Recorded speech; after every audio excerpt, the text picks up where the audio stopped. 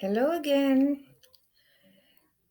I'm again wanting to title this video All About Me because the questions that people are asking me at times are all about me.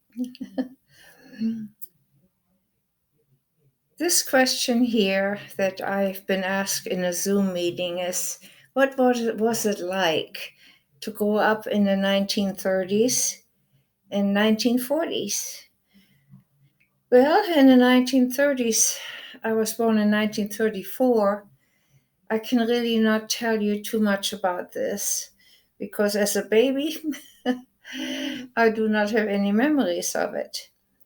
But I can say that becoming a toddler and learning how to walk, this I remembered because I remember very clearly that I was walking from the kitchen door to the kitchen window.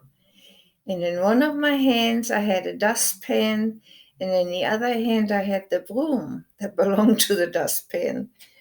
And either my mom and my dad or my brothers had given this to me. And somehow it made me think I was hanging on to my parents' or my brother's hands while walking. These two items steadied me, and I dared to walk. And these are the first steps that I took. And I remember them so clearly. Uh, this memory is really fun. I cannot remember too much after that, except that I had a play table standing by the kitchen window that had everything on it that a little girl might like. I remember my crayons, my coloring books, my storybooks, and just plain white writing paper because when my mom sat down to write a letter, I wanted to write too. So I took a pencil and I made my little scriggles for either a letter for my grandma or for somebody. And then I gave it to my mom to mail it with her letter. So I remember these precious moments in the mornings when I had playtime. My brothers were probably in school. My dad was working. He was a police officer. Uh, so Mama and I did and wanted to do always what she was doing. At an early age, I tried to help her in the household, and she handed me a cloth, and I could help her dust when she went through the living room or the bedrooms. But I tried to do what she did. I tried to be a little helper. And these are the memories that I really enjoy having about my childhood. I remember I had many, many toys, many books that I couldn't read at that time, but I liked the pictures in them. And then I had story time with my dad because every Sunday he would sit down and tell me a story that he made up as he went along. I went on walks with my parents. Sometimes I was pushed in a baby carriage, and other times they had me by the hand. And they took me to the park, the closest park in our neighborhood, and that was Friedrichshain. And in that park was a special place of Grimm's fairy tales.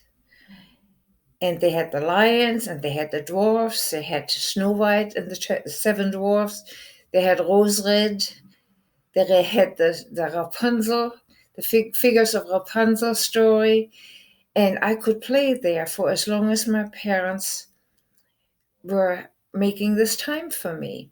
So these are my earliest memories of my childhood. And at this time, I think Berlin must have been a beautiful city.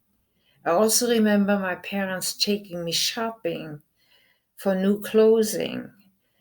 I remember standing in a store, mom showing me little dresses, and if I would say, yes, I want this one, she certainly would buy it for me. Then dad is the one that took me to the shoe store, and it was Liza. the Liza shoe store in Berlin, and he bought me my shoes. And so these are the fondest memory I have of my childhood. And of my two brothers, I remember them playing with me. Mom sometimes left them in charge over me when she had to go shopping. And my brother Erwin, for one, was the one that liked to get into the lunch meat while Mom wasn't there. And in order to keep me quiet, he gave me a piece. And then he would tell me, please don't tell this to Mom. Well, did I keep that secret or did I tell?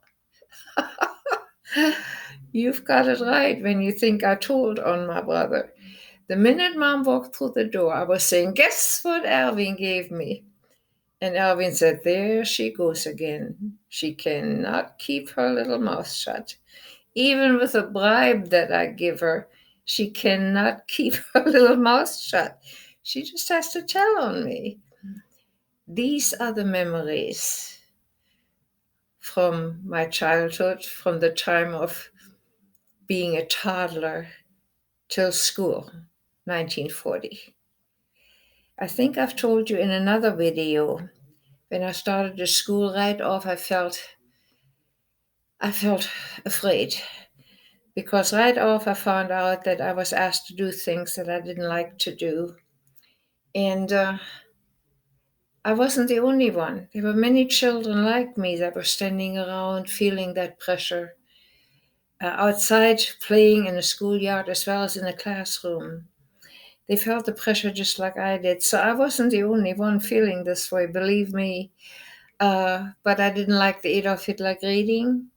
And then we were asked by our teacher, and I'm sure she was told to tell us this, that if we enter a grocery store, that we children were to give the Adolf Hitler greeting. And I didn't like doing it in a schoolyard, and I certainly didn't like it entering a store.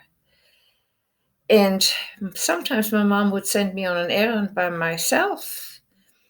And I hated going into the store, standing by the door with all the other shoppers there, and then having to raise my arm up and in a loud voice say, Heil Hitler. I was 6, 7 years old. I'd have much rather would have said hi to everyone. So my mom took a hand in that, and very little did she send me on an errand. She went and took care of that herself. But in school, I felt the pressure, just like everyone that was sitting there with me did the same. I saw the comings of going of soldiers that were taking out teachers that were Jewish, including my teacher.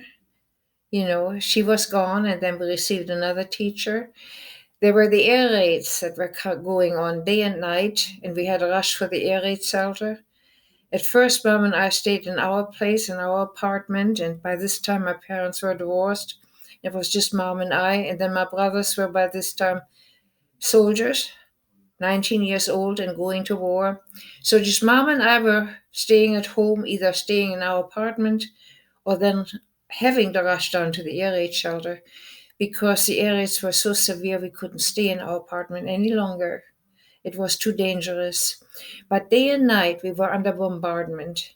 And I remember coming out of this shelter with the nighttime being turned to daytime by the fires that were going on around us.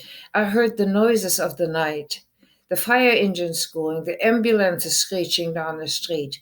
And the worst of all was the smell of it all. Because of burning buildings, there were people underneath. There were people underneath that couldn't get out. And there was a definite smell in the air that nobody would like to smell. Nobody. I saw and heard things as a small child that nobody should have to see and hear. And from all of this, I had nightmares. I had nightmares. I still have nightmares today from all of this that I went through in that time I was growing up under Adolf Hitler's heavy thumb. When I dream at night, and it happens every now and then that this nightmare occurs, when I wake up, my face is wet because I have cried tears in my sleep. And I again think I'm not the only one that is doing this. There are many people that are my age, men and women, that went through what I went through and have the memories of this tucked away inside. And some of them are doing what I'm doing, talking about them and putting them on videos or in writing like I'm doing. But these memories, they make us cry. We can't erase them. We can't get rid of them. They're part of us forever and ever. And I today still have these vivid memories in my nightmares. I hear people crying. I hear people crying and screaming for help. And nobody can help them. I don't wish this on anyone. For this reason, I'm willing to talk about it, write about it, teach about it, do what I can so that people will be aware and do all they can do that is possible to avoid being in a war and living through it, and then going on with life and having to remember it, even in the nightmares. Well, with this, I'm going to close my talk about what do I know about the 1930s and 40s. A little bit was good in the 1930s because I was tiny and protected. Nothing was good in the 1940s. And everything for me became what I have today. Still a nightmare. So for right now, I will say goodbye. And some other time, maybe, just maybe, you want to hear more. God bless you. And please have pleasant dreams. Have pleasant, pleasant dreams.